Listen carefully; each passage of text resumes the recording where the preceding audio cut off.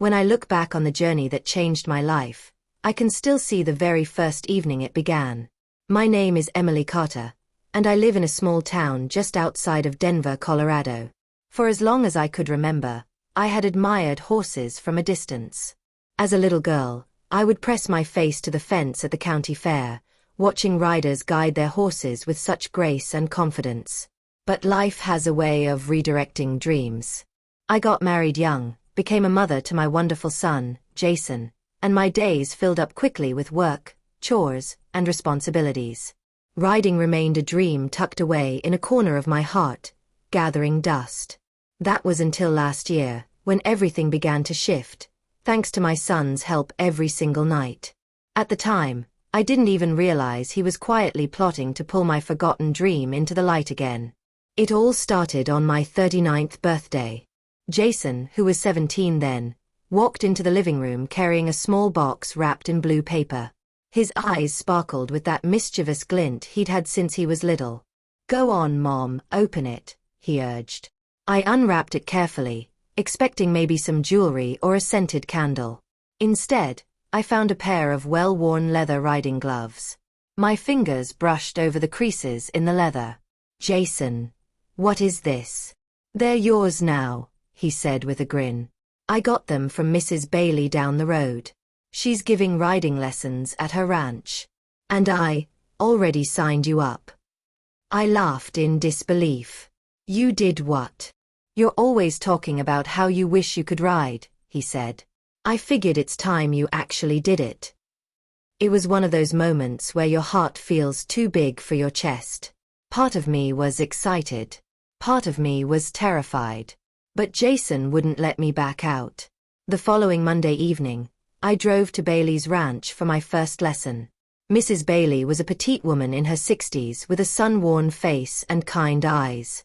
She introduced me to a tall, chestnut gelding named Rusty. I remember putting my hand on his neck and feeling the warmth and quiet strength under his coat. That first lesson was awkward. My legs ached, I couldn't keep my balance, and I felt clumsy. But I went home smiling. Jason was waiting on the porch when I returned. "How was it?" he asked. "I'm not sure if I'm a rider yet," I admitted, "but I think I could fall in love with it." From that day forward, Jason made it his mission to help me in every way possible. At first, his help meant little things. He'd cook dinner on lesson nights so I could come home without worrying about the stove. He started running with me in the mornings to help me build stamina. But within weeks, his involvement deepened. Every evening, he would join me in the backyard for balance exercises. Me standing on a wooden beam while he timed me and corrected my posture. He even made a makeshift practice horse from an old barrel and some straps, so I could rehearse my mounting and dismounting technique at home. Some nights, I was exhausted from work, but Jason wouldn't let me quit. "Mom, you always tell me not to give up when things get hard," he'd remind me. "This is your chance to live that out." And so I pushed forward. After 2 months, Mrs. Bailey said she saw something in me. A natural connection with Rusty and a quick grasp of riding cues. She suggested I consider competing in local riding events. I laughed at first. Me? Compete? But Jason took her words as a challenge. "Why not?" he said. "Let's go for it." That night, he mapped out a new training plan. It meant more than just riding twice a week. It meant practicing every night, rain or shine. And he was right there beside me, holding a stopwatch, calling out commands, and even filming my rides so we could review them later. The months that followed were hard. I fell more times than I care to admit. I dealt with bruised shins, aching muscles, and moments of doubt. There were evenings I sat on the porch with my head in my hands, telling Jason maybe I wasn't cut out for this after all. But he refused to let me quit. He'd pull up videos of professional riders, pointing out how they too had once been beginners. "You're improving every week," he'd say. "One day, you're going to be great." By spring, I was riding almost every day at the ranch. Jason had become my unofficial coach, helping me prepare for my first competition, the Denver County Equestrian Show. It was intimidating. The riders there were younger, more experienced, and seemed to have been born in the saddle. I was just a late-blooming mom chasing a dream. But I had something they didn't: my son's unwavering support. The day of the competition, Jason woke me at dawn with breakfast already made. He helped me load my gear into the car and even braided Rusty's mane with small blue ribbons for good luck. As I sat in the holding area before my event, my heart was racing. Jason leaned over the fence and whispered, "You've got this, Mom. Just ride like you always do when it's just you and Rusty." When it was my turn, I rode into the arena, feeling every pair of eyes on me. The air smelled of dust and hay, and the sound of hooves echoed in the enclosed space.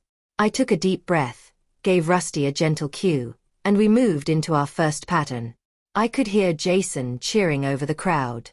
My body remembered all those nights of practice, the balance drills, the posture corrections, the rhythm we had worked on again and again.